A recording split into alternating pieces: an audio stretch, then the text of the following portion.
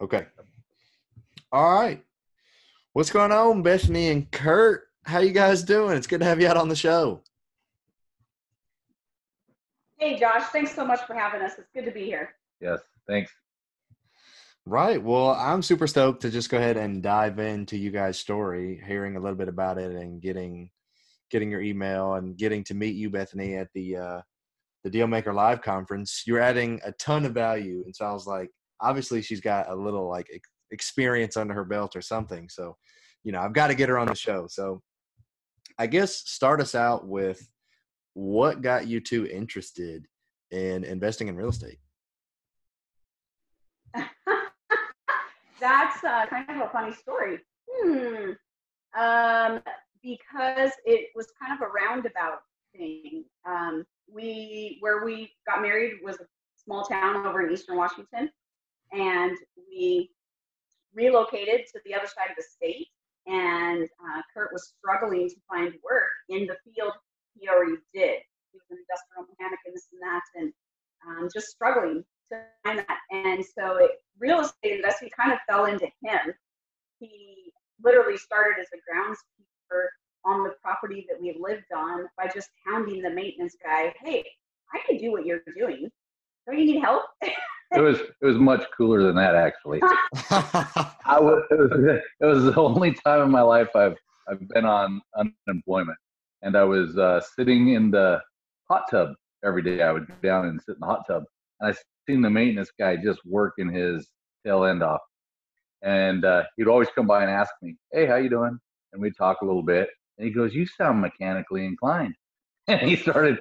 I didn't know he was fishing for me to work with him, and I was just like enjoying the hot tub. And finally, I said, "Well, it might be something I might be able to try out." And so I actually started in as a ground/technician on it was like 97 units on the property that we lived on at the time. And I did so well, apparently, unbeknownst to me, without training in real estate at all, or what to do. And they had another 110 units about 2 miles away. And so this was back in the day of carrying pagers and for when you were on call and stuff like that. Josh doesn't know what a pager is. I can totally tell so I had to carry a pager for that property. They put me over on another property. Next thing you know, this guy quits. I become the supervisor of both properties. Yeah, within like 6 months. And without any training. I was my own worst enemy at the time. And then it just worked out. We did renovations on one of the properties. I met some construction guys. They actually said, "Hey, we know of a position up in Everett," which was probably 100 and some miles away from where we lived. And I was like, "That sounds awesome. These guys are working me to death here. I gotta go. I'll go up there and try that out." So it just, everything just fell into place. I mean, I got into that property, worked hard, promoted up, and it just went on and on and on from there. Oh my goodness! We could tell the story can go on forever. The story can go on. That's a lot. I'm like, no, just to start. Right. Well, I want to hear a little bit more about that, but first, I want to, I guess, back up even a little bit more than that to getting into real estate. How did this dynamic duo of you guys even meet? How did that story start? No, he's a stalker. What? You think I'm kidding? Third side of the story. Oh, no. Yes. So I was actually way back in high school, and I worked at a teeny tiny, there was only one store in the whole town that we lived in, and I was working there. And he happened to be there looking at videos. This is how old this is, videos to rent.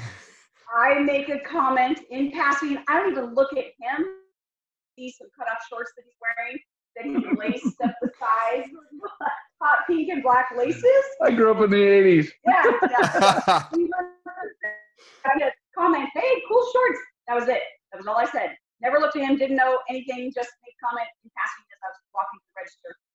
In doing so, he proceeded to find out, because it's a small town, there's like 300 people live in this town, find out where I live, pay his nephews to show him where I live, and then he kept trying to hope I was going to come out, but I worked and I was in school and sports and I was never around, so that didn't work for him. So then he harassed my best friend who babysat his nephews into setting up a blind date for him. Yeah. And she didn't want anything to do with me. Well, now my hair's disappearing, but then I had hair, and it was about halfway down my back, and 80s big hair, you know. And more hair than me. Yeah. And she was like, this guy's a loser. Yeah, she didn't want anything to do with me. I hadn't seen him. Remember, she's trying to set me up on a blind date. In my mind, blind dates suck and everybody's got horror stories. So I don't want to go on a blind date. Forget that. Oh my gosh, what a story. I knew she was going to marry me someday. She just had to catch up. Yeah. I was so determined to prove this blind date was going to be horrible. This is how bad I was. I finally tell my friend, I'll go on this blind date, but you're double dating with me because if I need an excuse, I'm using you and we're getting out of there. So we go on this blind date, and I'm so bad.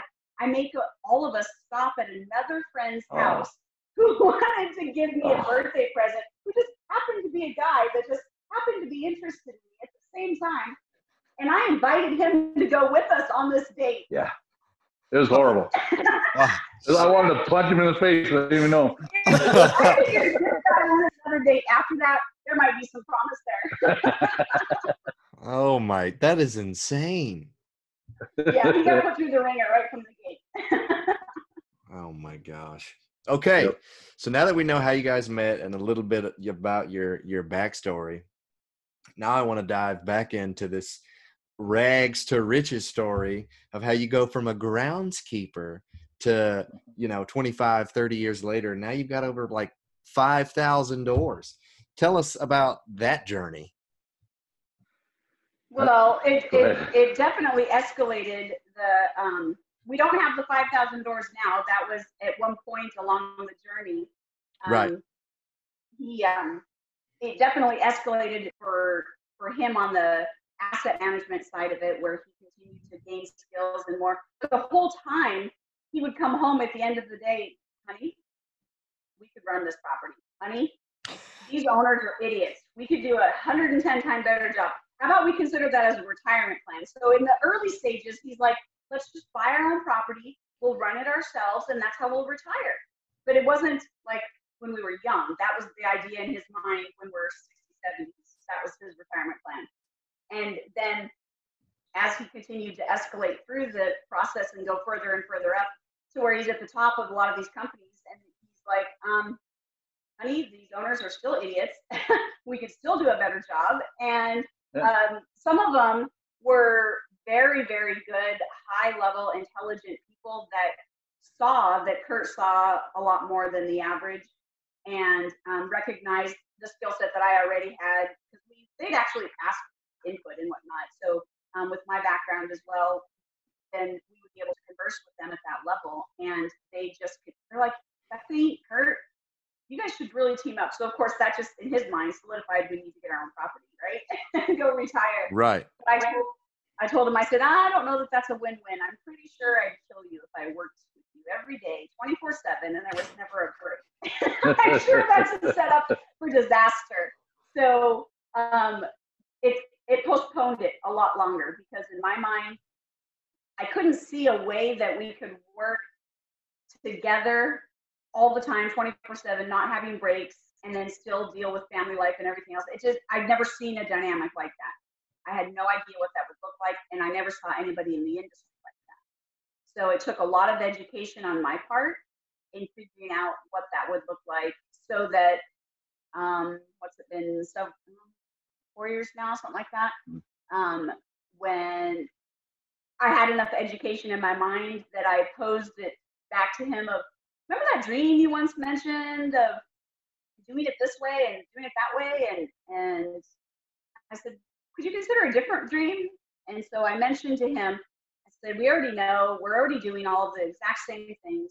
Why not own the properties now instead of later, instead of waiting, but we'll have designated roles. And I in my mind, I had to figure out what that would look like. My marriage was more important to me, and I Right. didn't want to destroy that because my personality when I'm working is different than his personality when he's working, and wanting to be able to respect that. And we hadn't fully figured that out on the marriage side, let alone on the work side. So that was definitely a key factor in the timing of when that came along. So in the meantime, he just continued to escalate and grow and continue to gain more knowledge and more relationships, his companies and whatnot that he's always worked with and the owners, it's always been nationwide. So that enabled all of those connections and network ability to be there basically throughout the whole time. And finally, I got tired of making a lot of money for a lot of other people, Right. instead of making money for ourselves. And so, really, that's I think what finally was just like, hey, what, if we don't do it now, when are we going to do it? Exactly. So we just jumped in.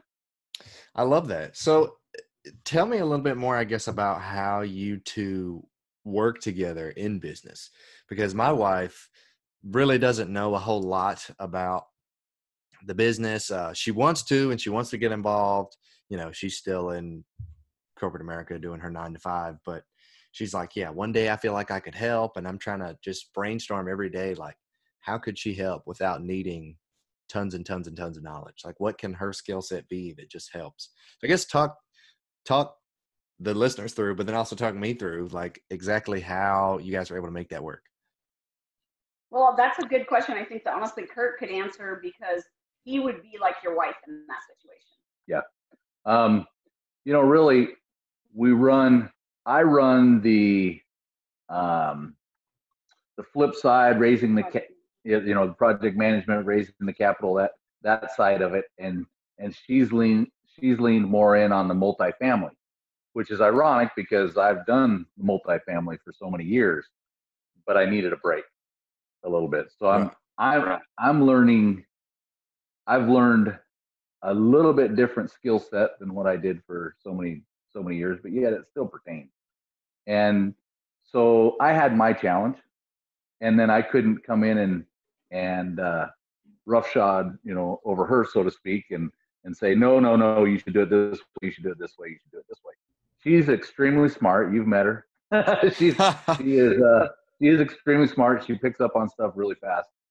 And before I knew it, she was just excelling like crazy, and I'm down here going, hey, wait a minute. Trying to play catch up. Well, I think the E-Myth is the best understanding. And if you have you read the E-Myth?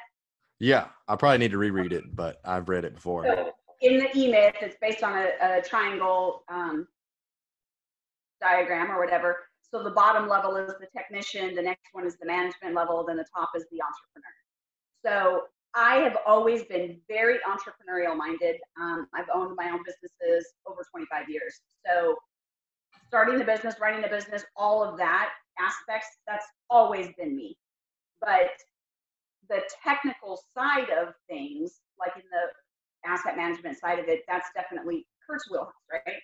So we had to look at, okay, if we do this business, where would your place be, right? Because you want to cater towards each other's skill set. Doesn't mean that you both shouldn't have a learning curve. Everybody should be learning all the time. All of our team members, we actually have a learning piece to it as far as their job, everything. So his focus, yes, he could immediately jump right back in as the multifamily side of it. But in our business, the challenge there is him transitioning from that 9 to 5, that Monday through Friday. He has a technician mindset. So someone who's not entrepreneurial minded only knows and only can filter and relate it through that I work Monday through Friday, 9 to 5. This is what time so when I'm off work, I'm off work. And as an entrepreneur, you and I both know it doesn't work like that. Sometimes you have to set things up differently, and you're getting up at 4 a.m. sometimes to get on a call with, the East Coast or whatever. And so you have to change your mindset. So I had to have a learning curve that allowed for him to accelerate at his own speed, but also that still benefited the business. because right from the beginning, my mindset was, oh, well, we'll just transition you right into the multifamily sector. You're just going to go right in. It'll just be like you're trading one job for another. And that met with huge opposition and struggle because it felt overwhelming. It was easy for me to forget what was secondhand nature to me was not to him. So we have a lot of mentors. We're in several masterminds and such. We meet with coaches and mentors literally all year long. And every single one of them said the best way when both of the partners are married or in the business together is to designate distinct roles. So when we stepped back and looked at what your skill set is versus my skill set, it was easy for me to say, okay, I'm going to hand over to you all these single family projects and you can just take care of all the project management, which is what he's already been doing, right? And then when we have the multifamily, then any renovations and such like that, again, that's his wheelhouse. I hand right over to him. The contracts, the paperwork, the HR, the payroll, any of that kind of stuff, the financing, dealing with all the lenders, all of that, the lawyers. That is not his wheelhouse, and it stresses him out. Yep. So those are some things I'm already familiar with. I'm already connected to. I already know it. Is there a learning curve? Sure, just like there is for everybody. But it was an easier transition. So he'll continue to transition as he's worked throughout from leaving his corporate job to being full-time for us. He's transitioned from, in that technician mindset, and now he's in the manager mindset. He's almost there. He's almost there. Corporate America almost ruined me. So he, but once he recognized, and we had to have that hard conversation that said, look, you're not an entrepreneur. You need to get there. But to do that, it's going to be a process and you need to learn. And if you're willing to do that, I'll give you the time, but we both have to be under that understanding. He couldn't just walk into the business and expect to be automatically an entrepreneur at the top and do what I needed him to do. He wasn't there. And it could be completely different with your wife, 100%. I don't know her skill set. I don't know your skill set. But every relationship is different. But designating those roles really was the biggest. Yeah. Yep. Wow. Sounds like I have a lot of education and reading and learning to do before ever jumping into something like that. Well, not necessarily, because it depends too. Some people don't learn from reading, they learn from doing. So he jumped in all right? He's a doer. Right. But he doesn't learn from reading, right? So I could give him 100 books, he didn't read one of them, right? He jumped in and he was doing it, and then when we're conflict, it's like, look, something's got to give. And we don't want it to be our marriage, so we got to figure this out. So then it was, okay, let's step back, let's take some time, let's talk about these issues. And that's what allowed him to go, okay, yeah, that is my stress. Because we don't always know what our stress points are, but we can see the other person is stressed. So if you wait to know all the information before you start anything, you'll never start it. It won't happen. Right. Well, the funny thing is, my wife and I actually met at Starbucks so many years ago, whenever that was. She was actually my manager. And so we worked together, and she always jokes, I don't even know if it's a joke, she's probably serious, that I was her worst employee ever, because I'm just an entrepreneur by design. So I don't think I'm a great employee, to be honest. So we've worked together before and it wasn't that great. So so I think we would have a long way to go to get to where you guys are. If you just looked at where her skill set is, right? If you're able to, there's certain areas that you can designate. We know other couples that, like she handles all the rental properties, and that's her thing. So she deals with the tenants, the leases, everything, and that's her wheelhouse. He doesn't do anything with it. It is 100% hers, right? So it just depends. So everything from what color to paint that rental house, what color to put in the carpet, all of that. See what I mean? That's all hers. And he's okay letting her 100% do that, whatever the decisions are. If she wants feedback from him, she'll request it. Hey, what do you think about this? So if she's not asking, he's not allowed to give feedback. He's not allowed to say anything, right? Because that's hers, right? That's her brainchild. That's her thing. So just figuring that out in your business where she could be of help. Like sometimes It could be the details. It could be the paperwork. Maybe you're terrible as an entrepreneur. We're not always good at all the little details of the paperwork, right? And those things will slip through the cracks. So maybe she's really good with transaction coordination. So every time you're buying and selling a property, how many times you're having to talk with that title and escrow company, and then the attorneys, and then all this. So if you have processes in place, and she just comes in as a transaction coordinator, and she handles all the paperwork, and she handles all the details, that could be her brainchild. And you just know that she's handling it, and you don't have to get involved unless something's not done. And that's just a matter of communicating. Hey, like this week he had to communicate, hey, I got contractors needing to get paid. And I'm like, oh, does my spreadsheet say that? Guess what it doesn't say? Nothing. So guess what?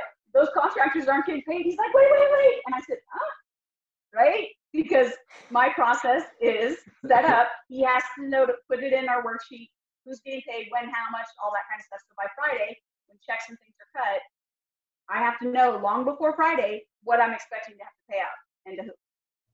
And then I'm just pulling up the data to see, did he have the pictures done? Did he have the contract signed? If all those things are in place, they get paid. If it's not, so I think it was yesterday.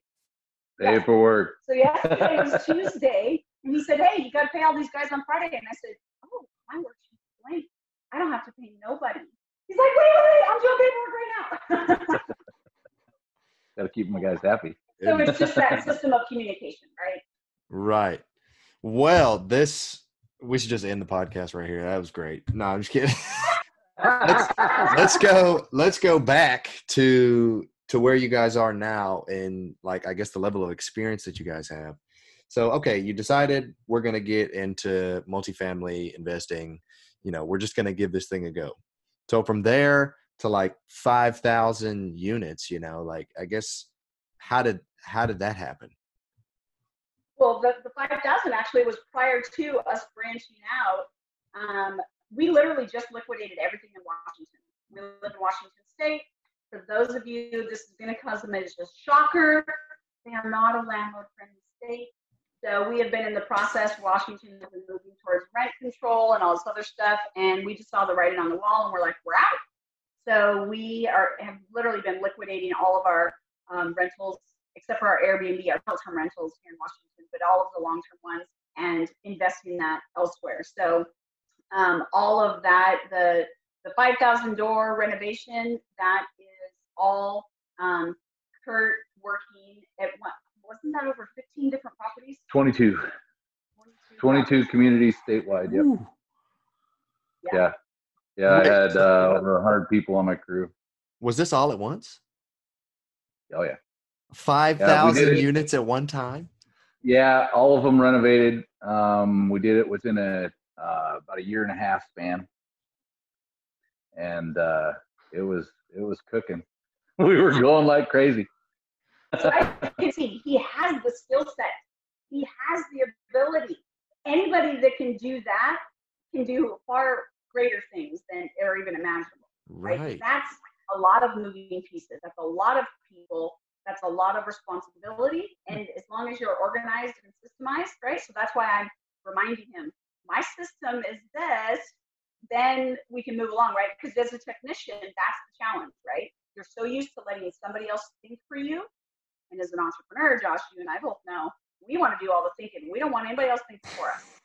That's our world, right? Yeah. So yeah, I think that's my biggest learning curve, coming from from corporate America, being in the technician, so to speak, mindset, learning the entrepreneur, and knowing that, hey, if I don't have the answer, I'm going to have to find it somewhere, instead of just going and asking somebody that's right next to me or something, that we can talk about it. And so I've been learning it. I'm still not as sharp as entrepreneur as my lovely wife of 28 years. And but I'm coming along. Oh yeah. Oh yeah. So I mean, it is the things he has accomplished has been complete act of God, but that is because every bit of it, I believe, was setting us up, was getting us the tools that we needed, giving us the resources. And so the key now is when we first branched out on our own, his mindset was, honey, you just need to do single family. I don't want you to do multifamily. I'm like, what? We only know multifamily. What are you talking about? What do you mean you want me to do single family? He's like, no, there's way less risk. You need to do single family. And I'm like, oh my word, fine. So I had to go learn how to do single family because I had no idea. And it was the mindset. I either did such a phenomenal job convincing him that it is way more work to do single family, or I showed him how much more risky it is with single family, because with a swipe of a pen, you go from 100% occupied to 100% vacant, one line. And with multifamily, you have a lot more buffers in there. So I either did a phenomenal job showing him it's way more work. It was a dollar sign. She started out making me in financially like that, and I started seeing all that money coming in, and I'm going, what am I doing? I'm making all this money for somebody else. I've been doing this for all these years. I need to start doing this for myself.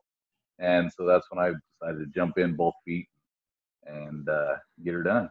Yeah, so that's when he finally said, okay, you can go to multifamily now. You're right, it's way riskier. Go back to multifamily. Let's do what we know. And so the only single family that we still do is while he's working through this transition. So we have our Airbnb side, and that's basically more or less like, long-term rentals, just a little bit more turnover. But then we still do some flips along the way. We just toned down the volume, so we weren't doing near as much. And he's we've got some properties right now under contract down in Dallas, and we're looking at some other ones in North Carolina and Tennessee and Alabama, because we still like that. Yep. Right. Absolutely. Guys, I am dumbfounded at the fact that y'all did 5,000 units at once. So was this like a massive portfolio that you guys bought, and then you're like, okay, everything has to be renovated all at once? Or what the heck did that look like? It was a large portfolio. Oh, and it was purchased over about a 6-month period. And then turned around and sold within about a 4-year period after. We renovated it. It took about 2 years, and then turned around and sold it all. 2 years, 5,000 units. 2 more years, sell it. What kind of profit do you make on 5,000 units? Give us a pie in the sky.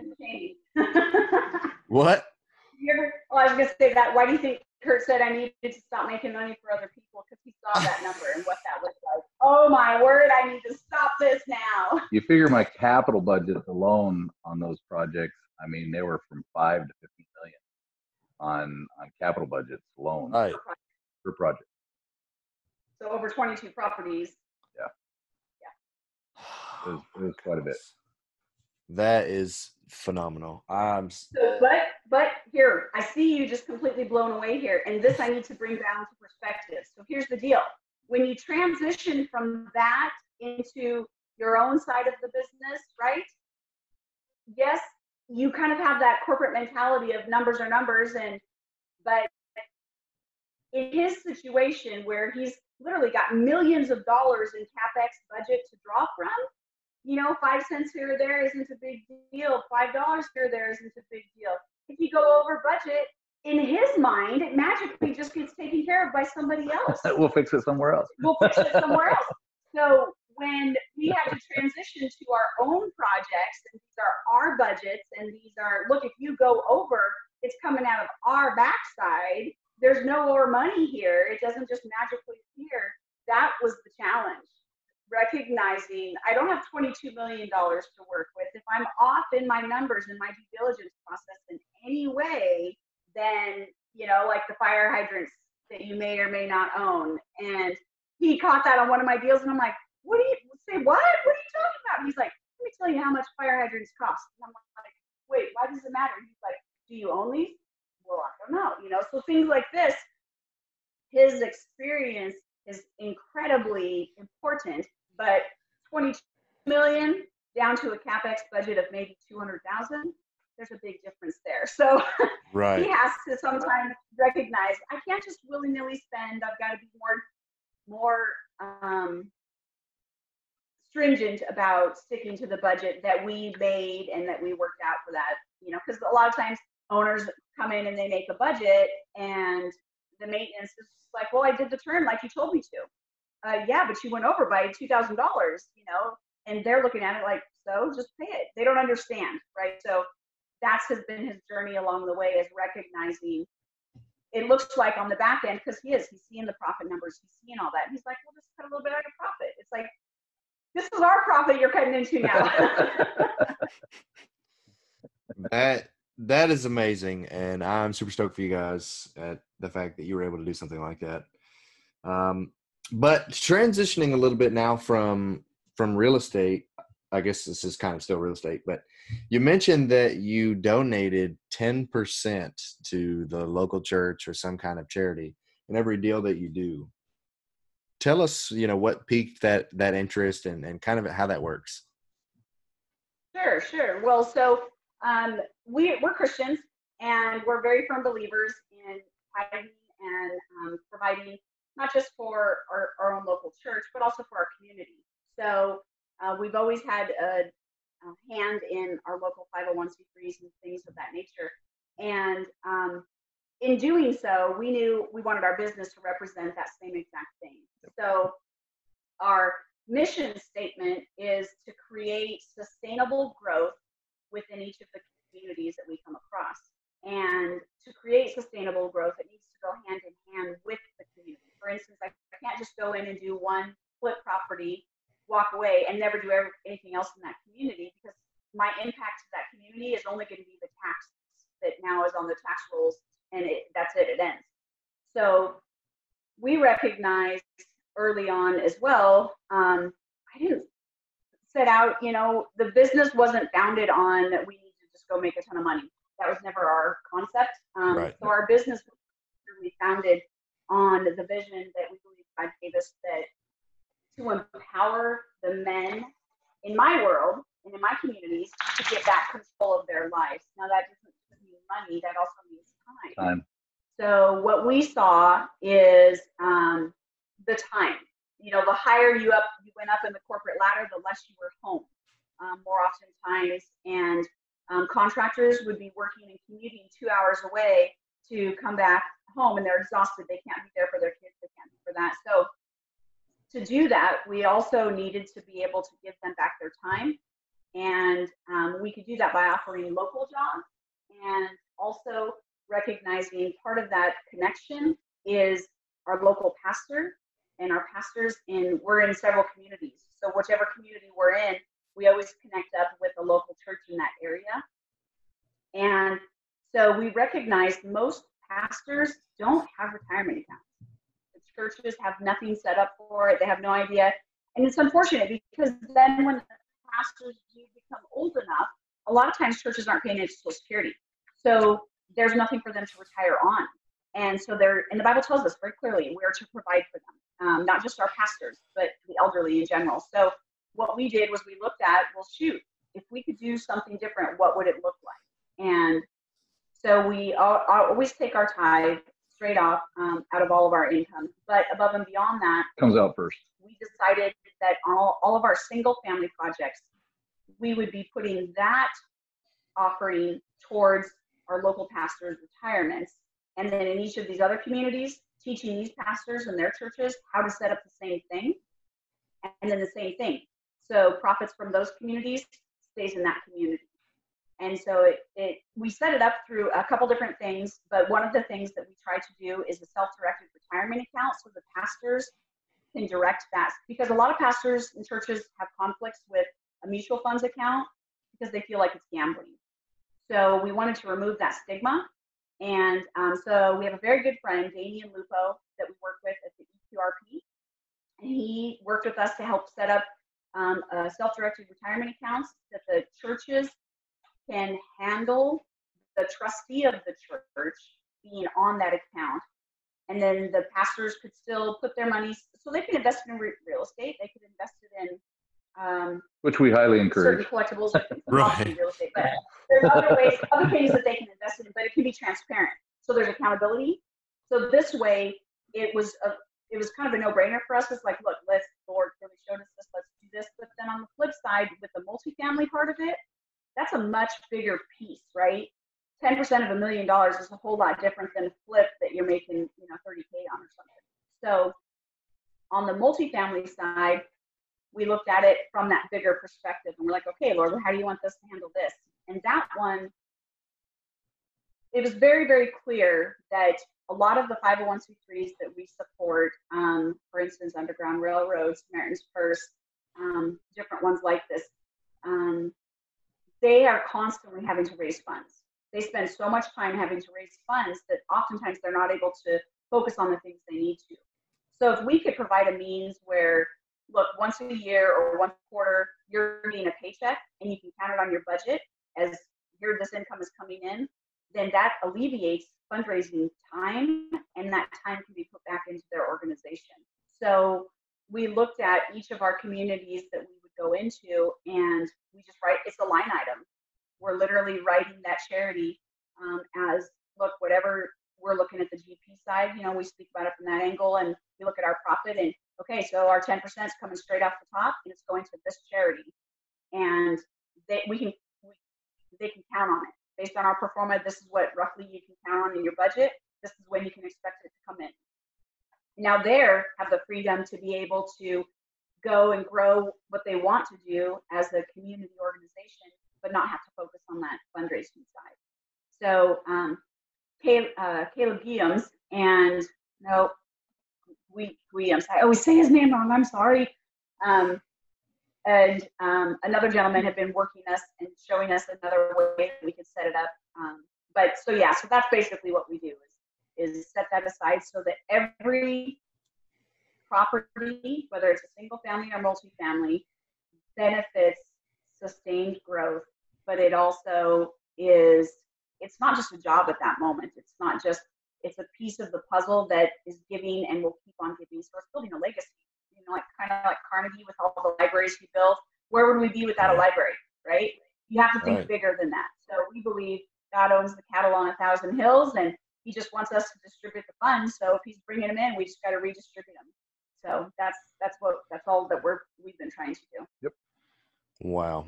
You guys are awesome. You guys have a generous heart, and I think it's panning out for you guys, basically. I've always heard the phrase, and I've seen it true of like, the more you give, the more you get. But it's not having that mindset. It's having the mindset of, well, I don't care what I get. I just want to give. But then it just comes back. It's just repercussive. So right. I'm definitely. How many entrepreneurs that live on 10% and they give away 90%? Yeah. We met some people that are like that, and it's amazing. Yeah. It is insane. And yeah. So you guys have an incredible story of like relentless success. So tell us a big failure that you guys have faced and how you've overcome that. Which one? Go ahead. Oh, you answer that one. I noticed you got. I might say the wrong thing. Don't let you're wrong. It's a failure. There's a reason I've learned. 28 years happy. Oh, let's be a failure. I think one of the, there's so many failures, right? But the reality is, I think you have to change your mindset. Failure isn't a bad thing. Yeah. It's a learning thing. And I think when we view failure as a bad thing, then we become fearful of not wanting to be a failure. Yeah. And we forget that it's just a learning. So part of the experience. If you change your mindset about that failure from the beginning, then it's no big deal. I mean, how many times did Abraham Lincoln fail? And Thomas Edison, and Albert Einstein, right? Multiple, time after time. But they didn't look at their failure as a negative thing. They looked at it from the mindset that, oh, okay, what can I learn from it this time? Why didn't it work this time? And then they go back at it, changing something. So I think one of the learning things was definitely in our relationship, recognizing if we're going to do this business together, those distinct roles. Yeah. So in the beginning, it was not there. Failure. And it was challenging, very much so. And it was a lot of stress that maybe didn't have to be there, but we've learned through that, right? And we've had to put some other processes in place. One of the other biggest things that we learned from, I know our kids will probably not be listening to the podcast, so it'll be fine that we can talk about this. So we learned that if you were going to hire your kids in the business for anything other than to be a model, that was a failure. Yeah. We learned you should always have a level in between you as the parent. So for instance, at one point, we, both of our kids are absolutely brilliant, but they're two different spectrums. They're a lot like Kurt and I in the sense that my son is just like me, very entrepreneurial minded, very independent thinker, kind of goes against the flow, that kind of thing. My daughter is more like Kurt, that gold personality, that rule follower, so when our son chose to come work for us, or in the beginning, we had some social media stuff and some IT things and whatnot. It was a learning tool to recognize that if I would have had him report to somebody else other than me, it would have reduced a whole lot of conflict in our home. So if we could redo that, I would 100% redo that. So for you, those of you that, your kids decide to go out and get realtors licenses or whatever, put a person in between you. Put a managing broker or somebody else that's not you, that they're directly reporting to. Having that buffer allows somebody else to be the bad guy and you can just be mom or dad. So that failure, I think, hurt our relationship for a time because of it. Yep. And once we removed that, needless to say, he's not working for the company anymore. Had to fire our own kid. He's way better off working for somebody else, doing way more technical stuff than he ever would have been doing for us. And I'm happy. He's happy. And he's happy, so it works out fine. But in a situation where if he decided to come back, he could totally take over our IT and our social media and all that and do great with it, only as long as I have someone else be the supervisor, right? Right. Learning lesson. That was my bad. It's tough because you know that they could do and be much more than what they can see themselves being. Right. But when there's that familiarity, it breeds content, and it definitely bred a lot of content, and it just wasn't. Contempt. Yeah, that's what I meant. That's what I meant. It was not contempt. But it didn't work out as well as we envisioned it to work out. Right. Right. Wow, I would have never even thought about that. People they don't necessarily think about it. And so I think, like, right now, our daughter is doing for somebody else what she could 100% be doing for us and be doing a phenomenal job, but she's not entrepreneurial minded. So the key is she's learning. I have to learn as an entrepreneur how to put all my systems in place, write that all down so that it can translate to somebody else, right? And then not assume that they automatically know it because it's in my head. So a lot of that is my fault. It's not the other person's. It wasn't my son's fault. It was my fault. I didn't do a good enough job with what he needed communicated to him. And so, like, our daughter could easily, and I know other investors that have their children work for them, usually they'll come on like a realtor or something like that. And we would love nothing more than to have both of them come on board with us. And we could easily have a role that's completely their strength house, right? But they would have someone else that they respond to that would be their direct. And so I think that's kind of the key there. Wow. That was good advice. And I was not expecting, I guess, to get advice out of a failure story, but that's what failure is. So there you go. It's learning. What do we learn from, right? Right. Okay. So I know we've kind of talked a little bit about how you guys met and like your real estate journey and like the 10%. We kind of bounced around a little bit. So I'm hoping that this will be the last time that we bounce, but I've got to hear about this credit hacking business that you guys have. Oh. How does that work? And, for all the people out there whose credit sucks, but they're trying to invest in real estate, like, what can they do? Yeah. So, you always hear it, right? You can invest in real estate using other people's money and blah, blah, blah, blah, blah. But if you don't know how to do that, you can't even fathom it. You can't picture it in your mind. So it takes learning, right? You're either going to pay to learn that from somebody else, or you're going to pay to learn it through the School of Hard Knocks. You're going to pay one way or the other. So one of the things that happens to almost all entrepreneurs early on in the business, your credit tanks because you take on business debt, and it's on the personal side until the business gets up to a certain level, and then you can transition it over, or it gets paid off, one of the two. Yep. So that those first 5 years of the business is generally when that's. So who can wait 5 years for your credit to get back to where it needs to? Most people can't. And then it causes more problems because then it's, as a business, you need to get cheaper money. So you want to be able to get it from a bank, but your credit is so bad they won't give it to you because of all that. So it's kind of this big catch-22. So you have to break the cycle, and you can break the cycle through a number of ways. But one of the biggest things, and that's why we call it credit hacking, is because you have to understand and learn what is a lender looking at, what is the goal you're trying to accomplish. And then, as you know, if I'm assuming you're young enough that I imagine you did more gaming. Our generation didn't necessarily do gaming, so there was always those game hacks, right? They were the shortcuts. Yep. It's kind of the same premise. So what we do is we set up a consultation. We walk through your credit, either on the personal or the business, or both. Some clients use it for both. And then we set it up to where we specifically look at your unique situation. What goal are you trying to accomplish, right? Are you just trying to raise your credit score? Are you trying to get approved for a refinance of your rentals? What is it that you're trying to accomplish? Then we determine, based on that, with the hacks that we know, how can we get you there faster? If I would have known the information that I know now about the credit hacking early on in our business, it would have been fundamentally a whole different story, because I would have saved probably almost $50,000 in interest that we had to pay on debt. Right. Because we would have done things completely differently. And so we just try to help other people get this done sooner than later.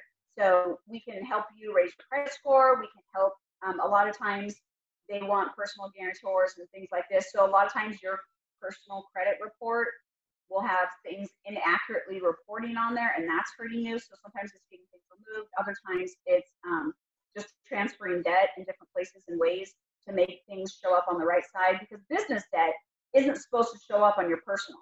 And too many times in the entrepreneur startup mode, it's all showing up on your personal. So there is ways that you can get it to show up on the business side and not reflect on your personal, but it just takes work and effort. But if you don't know it, right, you've got to learn it.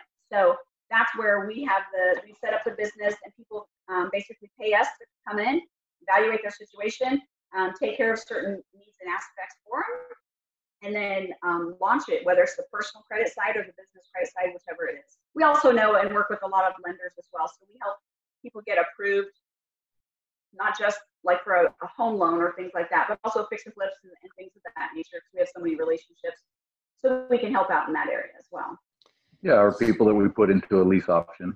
You know, we put them into a lease option, and then down the road, we're helping them be able to get financed because we're helping them improve their credit.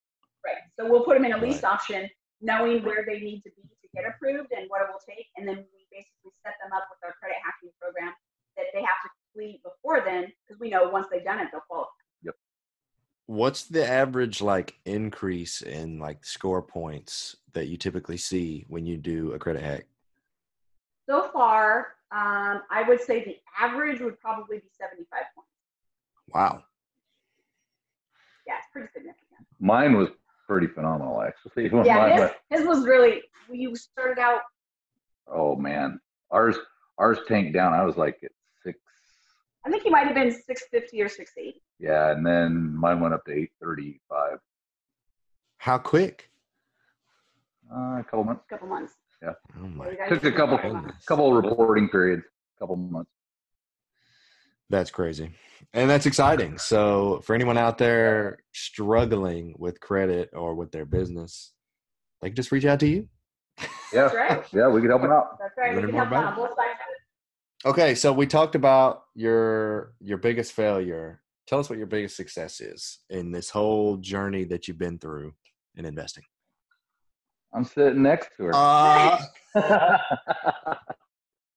was a win. Right. I was actually going to say pretty much the same thing, that we're still married. Yeah. If anybody is an entrepreneur who's been in it with a family member knows it's a struggle. It is a very big, stressful struggle.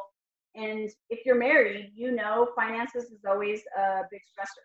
Absolutely. So now when the finances are coming from a business, it's so much easier to take that stress inwardly towards each other, and it just destroys marriages. So it's a huge work in progress, but by far I would say that's definitely the biggest success is we're still married.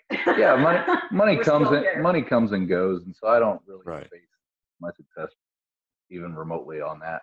It's the relationships, and I've built a lot of relationships with people I would never have ran into or met, if I wouldn't have got into real estate, and those are successes.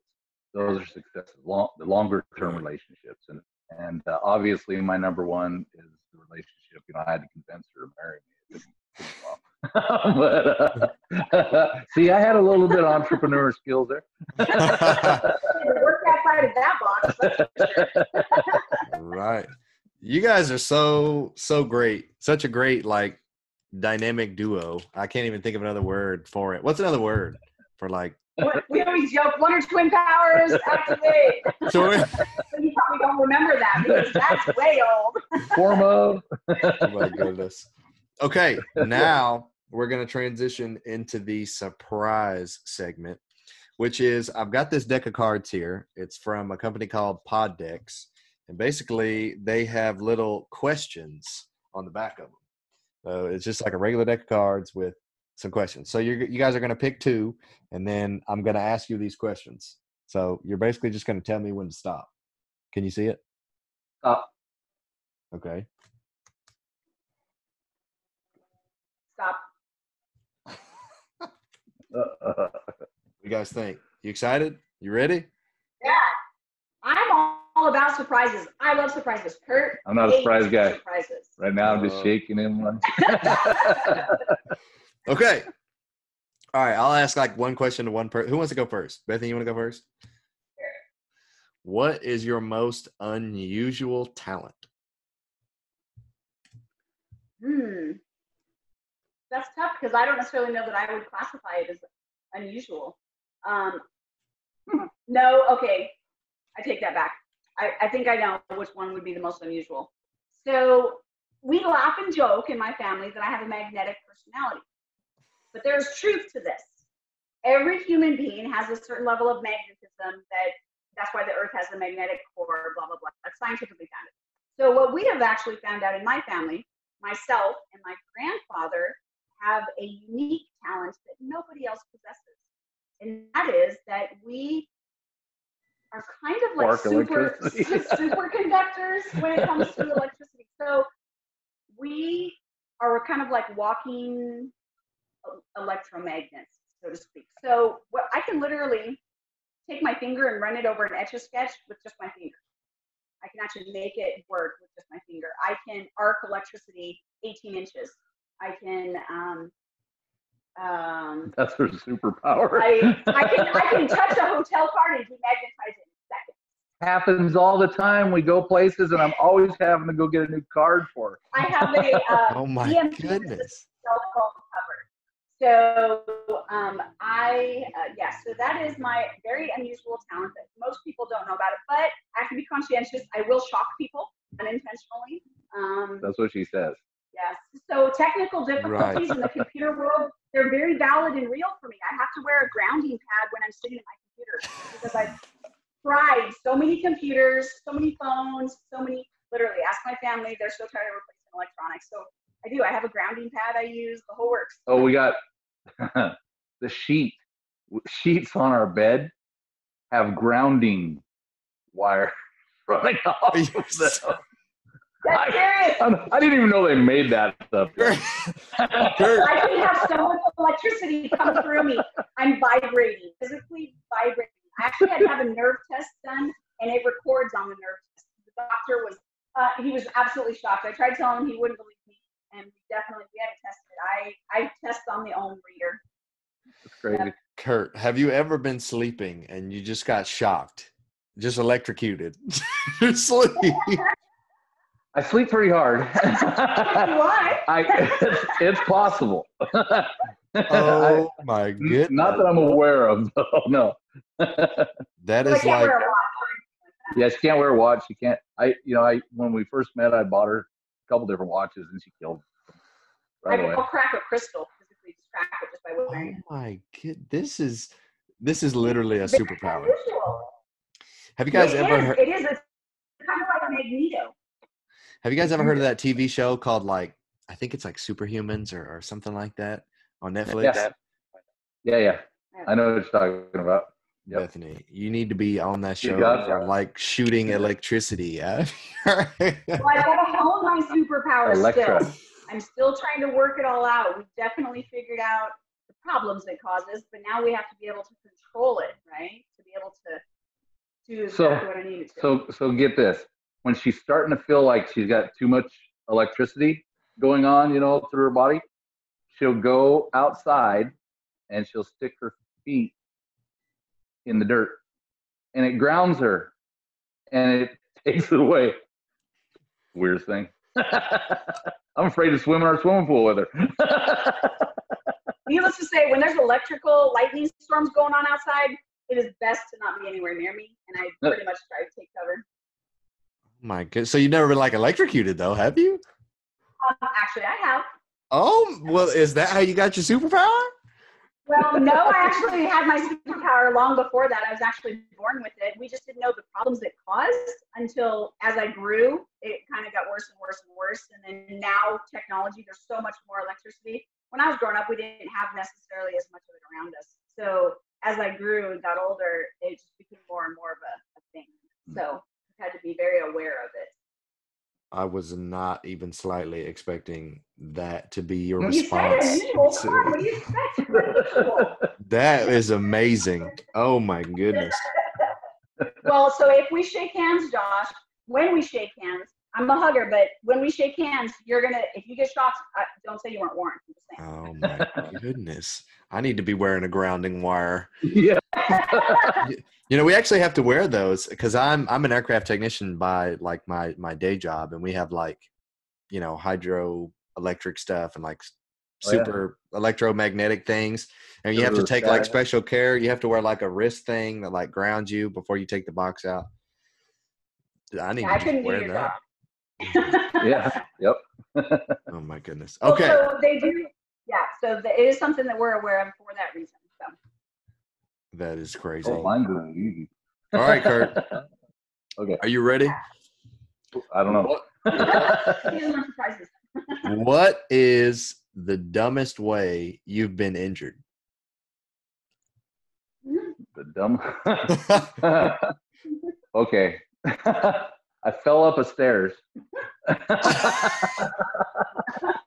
don't know. Most people fall down them. I fell up it. I was actually walking a property, a 500 and some unit property, and I was going up the staircase, doing unit by unit inspections. I was leading the team. That even made it worse because I was in the lead. I was leading the team, and I don't even know how I fell up the stairs. Somehow I tripped, and there were concrete stairs. Somehow I tripped, and I hit my knee on the concrete stair, right on the corner of that stair. Oh yeah, and then I had to act like it didn't hurt, because I'm a guy. Of course, right. Put a little dirt on it. It's okay. and so I got up. I limped. Oh man! And I think we were only on our second building at that time. We had 500 and some units we had to walk there. And needless, by the end of the day, I had a golf ball sized bump right on my kneecap. Ooh. So I go to the doctor, and I said, "Hey doc, this doesn't look right." And he goes, "Yeah." He feels around, and I didn't know you have a thing called a bursa sac underneath your kneecap. Well, my bursa sac swelled up the size of a golf ball, and it was that way for almost 2 years. And then one day I woke up and it was gone. What? But now I don't have any padding underneath my left knee because of this thing. And so anytime I have to kneel down or get down on my knees, I'm reminded of that stupid injury that I did. Oh my goodness. I wonder if it just disappeared because Bethany just exploded it. You might That could have been what it was. He finally did let me, you guys aren't exactly good about asking for help, right? Yeah. So he did let me maybe massage it or something. And I was kind of like going, hey, that's probably scar tissue. Let me work some of it out. Who knows? So maybe my superpowers helped him. That could have been. Most people don't find that lots of extra electricity coursing through them is very helpful. So I'm not sure if that was helpful for him or not. That is the Well, I've involuntarily been electrocuted a few times. Right. Oh my goodness. Okay.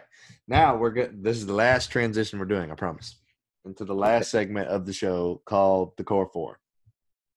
So first question, what is your favorite real estate related book? Kurt, go. Actually the one that I have just been, this is just because it come to mind and what I've been reading right now. On Lease Options by Joe McCall.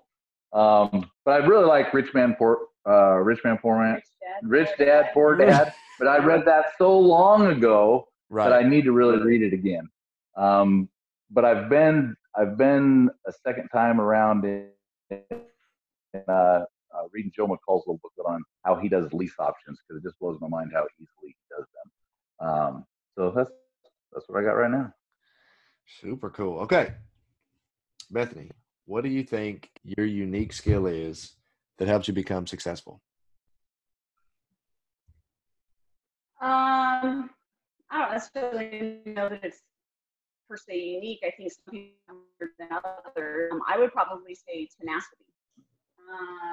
I've had so many people tell me in my life that what I had gone through by that point in my life, most people wouldn't have gone through in their entire life. And it's kind of repeated that cycle throughout my life. So if I would not have had the tenacity to just keep moving forward, even when things were down and out and very bad and very uncomfortable, that tenacity to just get back up, get back up, get back up, get back up, even down to the silliest of things, like I have to be in a pool regularly 3 to 4 times a week because of my hips, and our heater has been broken, so our pool is ice cold.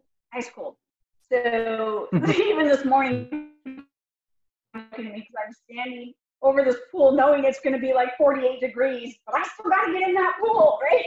You did the Tony Robbins plunge. Right? Yeah, so I would definitely say it's tenacity. Wow. Okay. Now, both of you guys can answer the next one. Next question is, tell me something that's true about real estate that almost nobody agrees with you on. Nobody agrees with this. It's more of like contrary to popular belief. Yeah. Mine is probably completely different than Kurt, because mine is go big or go home. Because when we started in real estate, he was very fearful, right? And he wanted to know we need to do single family. And I'm like, what are you talking about? We only know multifamily. Why would we start with the small thing, right? It is so much easier, just like with multifamily. It's easier to do 20 to 120 units all at one time than it is to do one. And that seems backwards to people. That just completely doesn't make sense to them, because in their mind, they're doing all the work. They think of a single family rental, that they're the one going and fixing, and they're the ones maintaining, and they're the ones finding the tenant. They're doing all the work, all the puzzle pieces. And they don't understand that on those bigger units, you're hiring out most of that work. So you're more or less just managing those different puzzle pieces. And it's a whole lot easier to get a contractor to come to 120 units than it is to one property that's one single family unit. So I think that go big or go home mentality, look, don't just jump all in. But now this is I'm very much an adrenaline junkie, so I go skydiving and cliff jumping and all this kind of stuff. So I wave. Yeah. So, I don't go. So, it's a different, in my mind, remember, I'm looking at failure as a learning tool. So if I jump in and I fail, well, I just learn from it, get back up, do it again, right? And do something different the next time, right? So going big and going home is almost more or less like remove that fear and just jump in, but jump in all in. None of this partway in, partway out kind of stuff, because I think that hesitancy is what hurts a lot of people. and that fearful mindset of, well, what if this and what if this and what if this, and so going big and going home. Look, if you're not even going to go all in, don't waste your time. Just go big or go home, and that does a lot of people don't agree with that. Yeah. I think something that I truly firmly believe that a lot of people don't agree with, that they should grab a hold of. As Christians, we call it the God factor in our lives. Right. And I believe that we truly won't be successful in our business until we're able to give 50+% of what we make.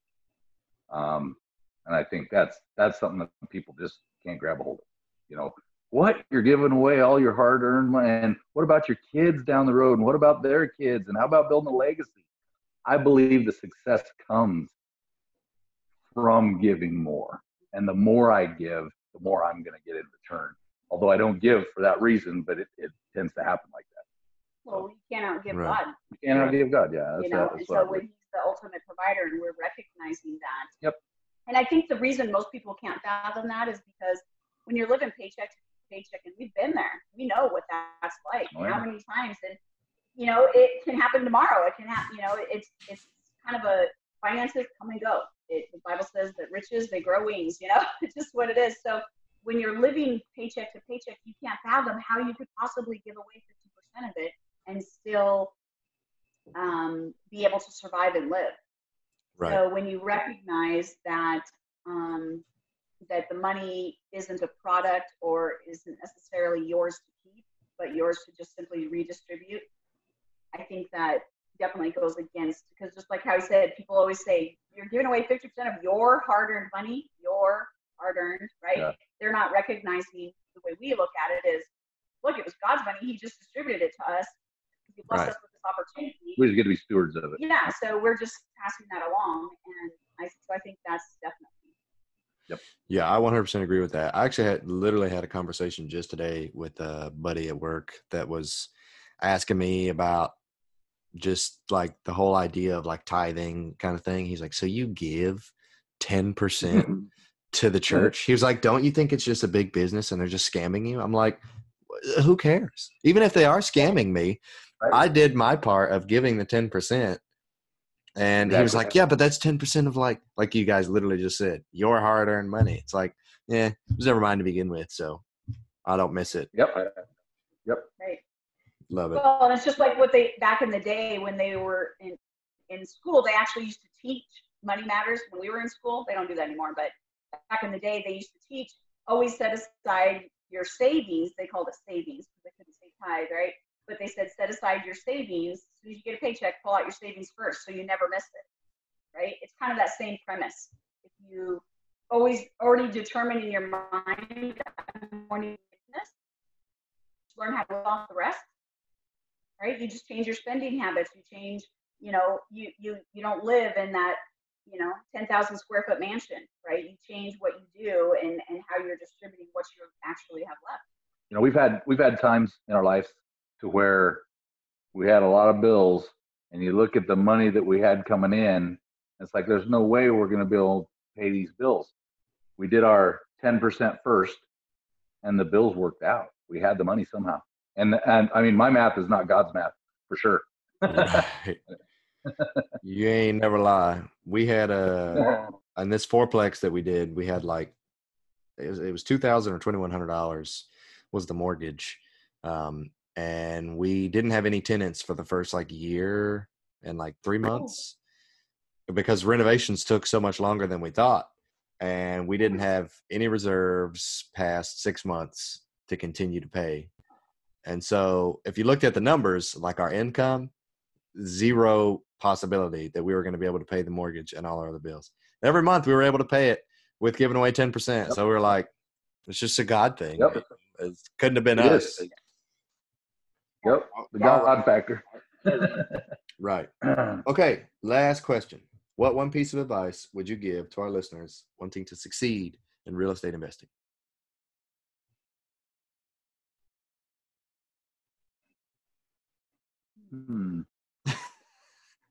Well, you said only one, so you got to narrow it down. Right. It's got to be the perfect piece.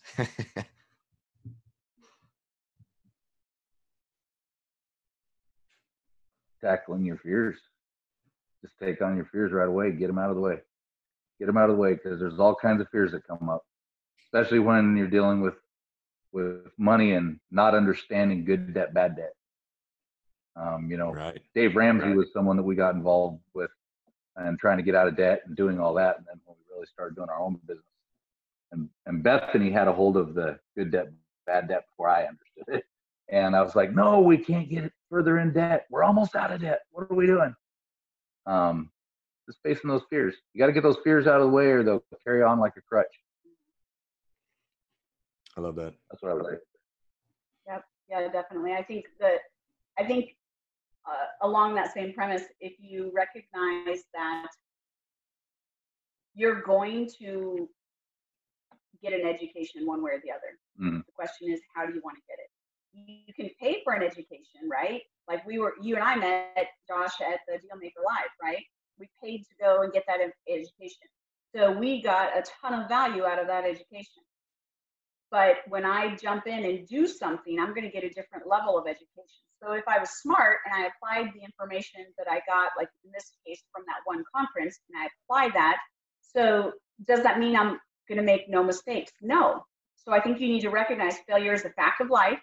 Everybody has it, and change the mindset so that it's not a negative thing, it's a positive thing, so that you can just recognize, I'm going to make new mistakes.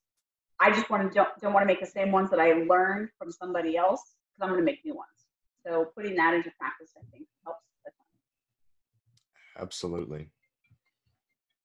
Okay, so last question. If anybody wants to learn more about you and your business, how can people get in touch with you? So our email address is info@AmericanMadeHomeSolutions.com, and then they can reach out to us. Our phone number is 360-386-7493. If they want, my direct line is 360-386-1334. They can always look us up. We've got our website's been up for a long time. That's www.americanmadehomesolutions.com. And there's spots on there for everything from contractors to realtors to joining our team to investors that want to come invest on some of our deals, make really good money, things like that, or information. Not sure if the credit hacking part of it is on there. So if it's not, just reach out to us by email or phone. Guys, this has been a phenomenal show. Definitely a great first time interviewing two people at once.